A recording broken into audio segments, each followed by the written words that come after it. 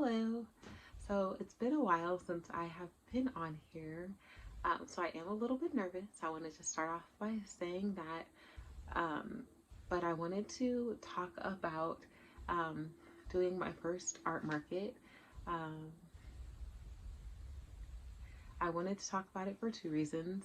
One was just to celebrate that, yay, I did it. I was talking about this for years and I finally did it, and I wanted to celebrate with you guys. And the second reason was just because as I was preparing for this art market, I found myself turning to YouTube, and there are so many artists that were so generous in sharing their experience and their wisdom. Um, and I could not have done it without them, honestly. And so I wanted to be able to do that just in case anything that I have to share may be helpful to anyone else. So the first thing I want to talk about is like a couple of unconventional things that I did to prepare for this market. Um, so the first unconventional thing that I did was the particular market that I signed up for. I was super blessed. Um, Basically, like as a gift to artists, this market did not charge any type of like fee for the table or for being there. They just charged like a 10% commission on everything that you sold, just for them to be able to like cover taxes and promoting of the event and things like that. And I thought that was super, super fair. Um, but that being said, when you are making art, like the true cost is your time. And so I think I've talked about it on this channel before. It's like sometimes it's really scary for me to like use a lot of my time and invest it into making art because there's no guarantee that it's going to like translate into money for me. And the thing that I do to make funds at this time is I sell things on eBay, and that also takes a lot of time. So it's a little bit risky to um, like take that time that I know will like yield me money and then like in devoted to art. So what I did to like release myself of like some financial burdens was I started just like cutting back immensely. I um, I had to like cancel like some memberships to some communities that I'm a part of, and I that one was really hard. But I'm so grateful for those communities because I honestly wouldn't have like had the courage to be a part of an art market like had I not been a part of those communities over this last year. I also like canceled some technology memberships that I had, that I used to like help me um, like do some other like art related things that I do like on a commission basis that I haven't been doing lately. Um, and so that just gave me a little bit more confidence to invest my time into making some of the handmade upcycled items that I like to make. So the next unconventional thing that I did to prepare for this market was to basically like make goals and set an intention. And so like my only goal slash intention for this particular market was to show up authentically. Um, so a big part of like my creating process is like upcycling things and taking things that would normally be discarded and making something beautiful from them. And if I'm being honest, it's been a bit scary for me to like share that part of myself with the world because in the past it's been a bit rejected. But yeah, so with that intention, I decided to like just I guess maybe show like artistic integrity and just show up fully myself, um and knowing that that was like my intention, it made making decisions throughout the process, like even with packaging and things like that, so much easier. I'll show you those things in a bit. um yeah, so the next thing that I want to talk about is like the items that I actually ended up bringing to the art market, and how they did. So in the thumbnail, you probably could have seen like my whole table set up.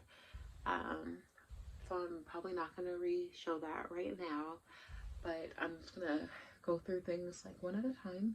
So, um, for a lot of artists, like at these markets, they'll have things like stickers and such, just like as like a low barrier to entry like item that people can buy, to say like, hey, like I support you, I like your art, I want your art in my life, and maybe I can't afford to buy like an original right now. And I definitely wanted a piece like that, but I tried to like make upcycled stickers before, and I did like a short like test run with friends and stuff, and just it felt like the quality wasn't where I wanted it to be. And it's a sticker, it doesn't have to like last forever, but I just still wasn't happy with that. And when I'm like selling things, even like though they're recycled, and I save that stuff initially from going into landfill, I don't want to create that problem down the line. And then also, um, I love buying stickers from artists, but like, I, for me right now, like I don't have anywhere else I can really put stickers. So this was my answer to that. I decided to make these little tiny mini framed prints. The frames I actually thrifted, and then I had these magnets already, so I put magnets on the back, and they're super strong magnets, so you can actually like hold like 5 sheets of paper to your fridge, which is, I think it's a big deal. Um, but I thought it would be nice because, a lot of places are magnetic that maybe you don't think about. Like sometimes mirrors are magnetic, parts of my car, um, like sides of tables, like all kinds of random things. The like regular fridges are magnetic as well. So I thought this could be a good option because like if you're in an office space, maybe you could put this on your desk, or you can use it in your home. And I thought it was versatile. And then if you ever get tired of my art, like that's one thing I think about too, is like what will happen to my art when it's no longer serving that person. I don't want people to like feel that kind of like guilt. And so I imagine that you could just pop out the print, and you can put like one of your pictures in there if it serves you better. And so all of my art pieces, they kind of have like affirmations with them. So this one, like this piece is well rested. And so these pieces were pretty popular. I don't have all of like the styles of prints anymore because they sold, which is good. And it was really cool. Like somebody told me they bought like one of my art pieces called Smile because they couldn't help but smile when they looked at it. And so I was like, oh, you get it. That was really exciting. And then the other mini prints that ended up selling were somebody bought one. It was like I make my own silver lining was the art piece, and she said it was for her refrigerator gallery, and I was like, yay. So that was really cool. So that was one of the pieces that did pretty well. And so then another piece that I had that like was just another like item that was a like low barrier to entry kind of thing were these little tiny notebooks. I hope you can see that, but there's like an embossed like textured like freehand, maybe that shows it better, like little design on the front of it. And it's just a tiny notebook, and it came with these little tiny pencils, because I carry around little notebooks to write notes all the time. And I also had another option. It was pieces of my paintings, like older painting designs,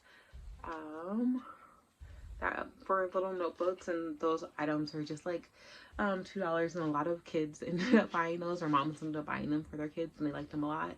And a lot of guys like the ones with like the embossed print on there. And so what was interesting about that is I found that a lot of the orange ones sold. So this is actually the last one I have of that, and none of the painted ones sold. So that was interesting to learn, and people were really intrigued by those, just either way. And so that was cool. So the next the thing that I wanted to say about um these, like where you could feel the print, like the idea behind that is like journaling is like really like soothing, or like writing lists or notes down. But then I thought, like, what if like the journal itself could be something that's comforting, and so that's why I want it to be textured, just to have like that tactile feel. um so um let's see. So I also had like quite a few pieces of jewelry, um and these were like all upcycled pieces of jewelry. um so, so there's like little charms with rocks from where I go hiking out here, earrings, lots and lots of earrings and rings. All the packaging was recycled, um, with like my little stamped on logo that I made. So the jewelry, I was pretty surprised. A lot of people were intrigued by it, but nobody ended up buying the jewelry pieces. I was wearing the earrings. I have like a set of earrings like this. Um, so, and the fact that I was wearing them, people could see that they were for sale there. That like also like brought a lot of interest for the jewelry, which maybe I need to have a mirror at my table. I did not have a mirror. A lot of like women, they ended up asking me like, did I sell on Etsy or anything like that? Because they, you know, wanted to like take a look and think about the jewelry some more. And so maybe it was because maybe they're just being polite, or maybe I should have had a mirror. I'm not sure. But yeah, all the jewelry pieces were just $5. They're just things that I make for fun. And on the back of them, they're all of the jewelry pieces, like they have like an affirmation that they're named after, like actually all the pieces. And so that was just written in pencil on the back with the price. So people were really intrigued by that. So the next little upcycled piece that I had were all of these like little, I hope these show up okay on the camera. Maybe this one doesn't. So they're like these little, I don't know, like people sculpture, abstract sculpture things that at home I put my jewelry in, and I made them all from recycled paper. And they were displayed with like crystals in it, and there was a little sign that said that these are called the holder of things. And that like honestly like brought people over to the table, and they're really curious about the material. And a lot of people like, they found it you know, pretty funny, which was cool. um so it was just like a good conversation starter. So I don't know, I guess like if there's any way that you can bring like conversation starters into like spaces with the pieces that you're showing, or like humor, that is like something that I want to like try to remember to always do, because it really made the process just more fun. Let me see what else there is. Okay, so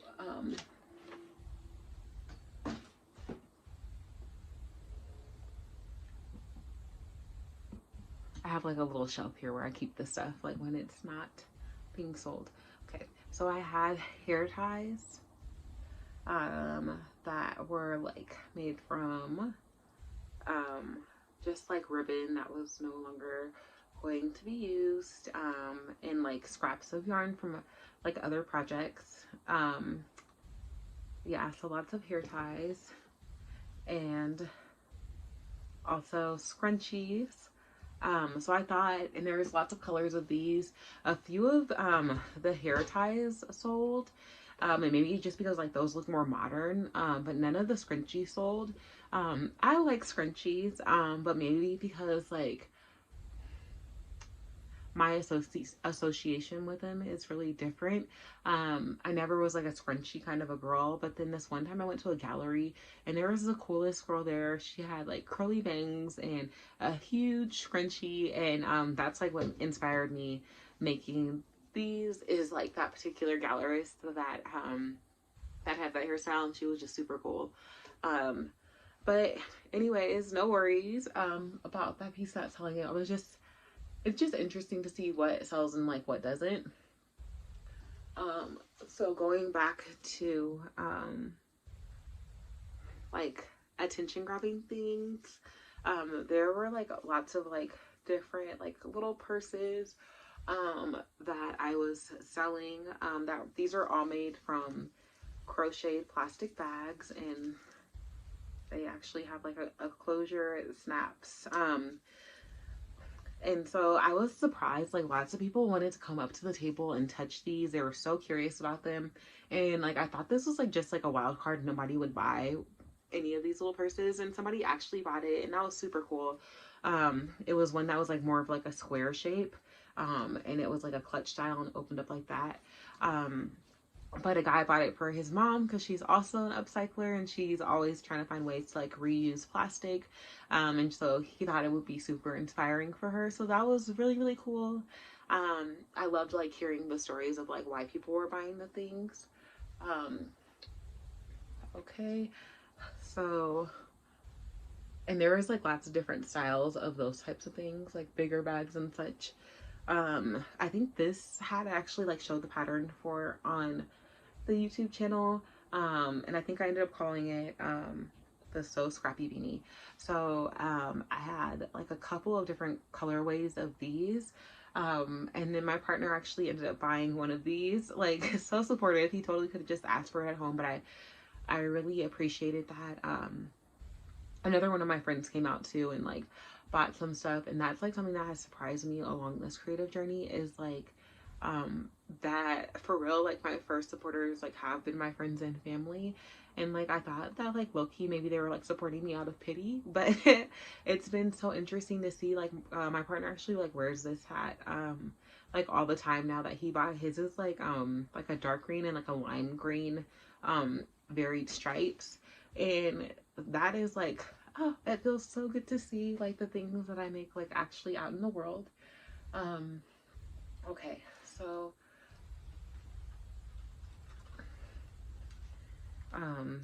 the next thing that I wanted to show were these little wallets. This is called the Keep It All Together wallet. And it was made from like leather scraps from other people's production. And the cool thing is you can put your keys on it. So if you're leaving your house, all you have to do is grab your wallet and your phone and you're good to go. And I put like the little mini notebooks in it. You can't see the pattern on this one, that's okay. And then a little mini pencil. And it can totally fit cash and change and cards. And that's what I use as my wallet every day, honestly. And there's like a whole bunch of different colors. In the leather. Sorry, I should have prepared better for like showing these things. I have them like really high up, but it's okay. So I also had it like in this version that's like melted plastic. This is actually the kind that I use is, but yeah, so that is really cool. A lot of people were very, very intrigued by this, and especially like moms, and that was cool to me. I didn't end up selling any of these, and I was like kind of surprised by that. But I like in talking to people, like I saw that they were like, oh man, if I was like a new mom, I would totally want this. But they were like moms like already 3 kids in, and like they already had like their setup going, so that totally makes sense. But like that was really, really good insight to have, because like even thinking about it, like I gave one of these to my sister. I think I gave her like a gray one, kind of like this color but like a little bit lighter. And when she was a brand new mom, and she uses it like all the time. But it's like one of those things that you don't know until you're a parent. So like if I like see my friends like are becoming new moms, or like their lives are getting a little bit busier, it may be something that I just like give as a gift. Okay, so now I will finally want to talk about like the art that I brought. So I brought like a few really, really large originals just to like draw people's eyes in, like when they're coming to the table. I didn't really expect that originals would sell there. But it totally did the job. Like people were pulled in to look at the originals, and then they looked at all the other little things. Um, but then I had a few prints. I had a mishap with like the printer that I tried to go to get more prints made before the show. They had like a delay and their all of their equipment was down. And so it was supposed to be ready a few days before the show and ended up not being ready until a week after the show. So I just had to improvise. I had like a few prints on hand that were just like test prints that I for a different printer I was thinking about going with, but it just ended up being too expensive, honestly. But yeah, so I had those test prints and I wrapped it like in plastic that I saved like from when we buy things like online and other stuff like that. And I just put like one of my business cards in the back. I want to show my business card because like that was also something that was cool. I definitely like think that if you are doing like an art market or something like that, it's so important to have business cards. But yeah, that's the front of my business card. And it just says sustainable artist and designer and all the places to reach me. But the thing I like about my business card is I have like a little art piece on the back. Um, Down the line, I think that I maybe want to put like a different piece. Like if I ever need to get more um, business cards printed, I think I would do a different piece of art. And but yeah, I like that a lot because if people like wanted to support me, but like right now wasn't the right moment, it wasn't like they were just pushed away. They still got to take something little of me back with them, which was really cool. But yeah, a lot of the prints sold. I think I had maybe 2 framed prints. Those also sold right away. Um, there is one piece that I have, and it's that smiling woman that I was talking about. In every single form that I had her, she sold. Like she sold as a magnet, she sold as a print, as an unframed print. So what that told me is like that maybe people like want a lot of like my art is like about rest because I think that's something that like I need, but like maybe people want joy in their life too, and so I do want to think about that as well. um Let me think, is there anything else? hmm. Nope, I think that is um yeah, I think that that is basically it. um I definitely want to do another art market. That surprised me because like I'm very much an introvert. Um, but like having my art as something to like that represented me, like to be able to like talk with people, it like opened me up a lot. And just being like 100% authentic and like going out there with like all the things that like I was scared were weird. It's like that's where connection was created. Um, and like one thing that I definitely learned is like people, although they did love my art, it wasn't necessarily that they were buying the art because of the art. They were buying the art because of like me or my philosophy behind art. And that was really interesting because I like often feel like I talk too much or I'm like a little bit too weird. And what I found is like maybe I'm like the exact right kind of weird around people that get it, or like around like my tribe of people. Oh, one other thing I wanted to say, um I also had like this sign. It was like a little logo, and then it just says upcycled art and accessories. And so like with the display, um I had things like at different levels. And because like I am actually kind of a shy person, like I think I had this there for like the other shy folks like me. Like from a distance, you could kind of read it and like be like, okay, what's that table about? Okay, is that for me or not? And I could see people doing that, and they would come on over after reading it, being like, okay, that's my jam.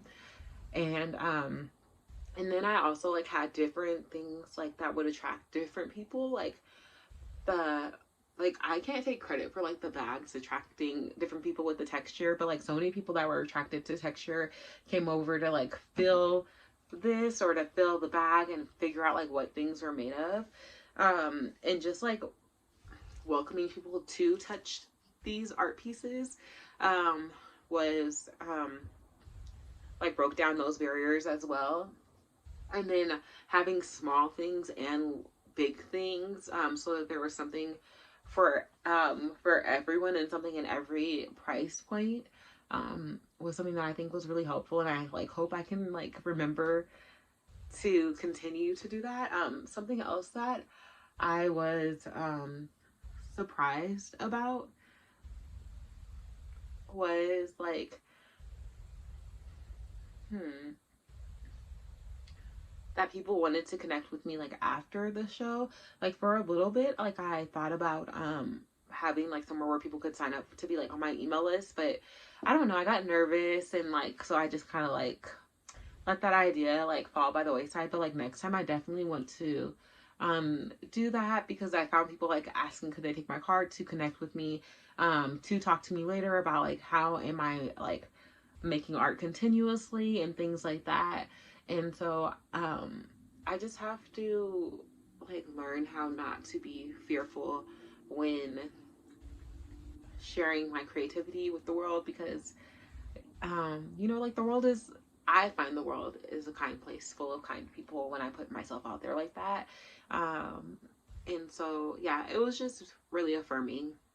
Okay, so that is it. Um, if you have any questions, oh no, it's not it. Oh my gosh. Okay, I should have taken notes. I didn't take notes. Forgive me. Sorry, my nose had a little itch. But okay. So the other reason why I wanted to share these things on here was just because my dream is that whatever brand I'm creating, I would love for it to be like open source. And if there's anything that somebody is curious about and they want to know how I make it, I would love to show on here like how to make those particular things. Yeah, so if there's anything at all that I showed and like um, you would like to know how to make it, just let me know in the comments, and then I will do my best to make a video about it. Okay, well, that is it. Bye for now.